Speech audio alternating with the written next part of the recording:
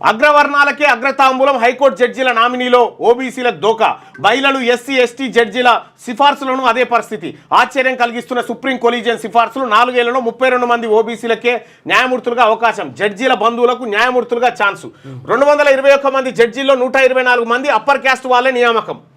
సాధారణంగా ఎవరికైనా అన్యాయం జరిగితే ఎక్కడ న్యాయం దొరికే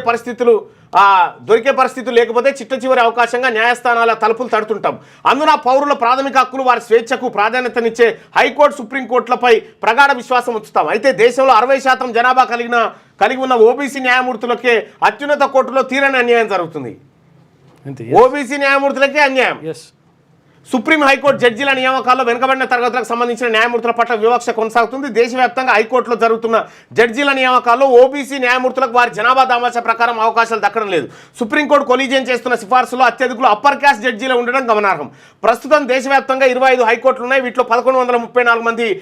న్యాయమూర్తులు ఉన్నారు అయితే దేశంలోని వివిధ హైకోర్టు న్యాయమూర్తుల నియామకాలపై ఇటీవల సుప్రీంకోర్టు కొలీజియం సామాజిక వర్గాల వారీగా జడ్జీల అపాయింట్మెంట్ సంబంధించిన వివరాలను విడుదల చేసింది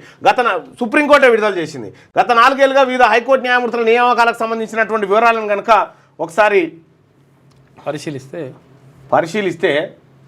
సుప్రీం 2 జాబితాలుగా రూపొందించింది నవంబర్ 2022 నుంచి 24 వరకు ఒక జాబితా ఇక 2024 నుంచి ఇప్పటి వరకు మరో జాబితాను తయారు చేసి మీడియాకు విడుదల చేసింది అయితే సుప్రీం కొలీజియం విడుదల చేసిన ఈ జాబితాను పరిశీలిస్తే విస్మయం కలగక మానదు గత 4 ఏళ్ల కాలంలో ఓబీసీలు మహిళలు ఎస్సీ ఎస్టీ వర్గాల న్యాయమూర్తులకు ఏ రకంగా అన్యాయం జరిగిందో సుప్రీం కొలీజియం నివేదికలు స్పష్టంగా చేస్తున్నాయి ఈ 4 ఏళ్లలో గత సుప్రీం కొలీజియం దేశవ్యాప్తంగా వివిధ హైకోర్టులకు సంబంధించిన దాదాపు 221 మంది న్యాయమూర్తుల నియామకం కోసం సిఫార్సు చేసింది అయితే 221 మంది జడ్జీల నియామకాలు ఒక్క అగ్రవర్ణాలకు సంబంధించిన జడ్జీలే 124 మంది ఉన్నారట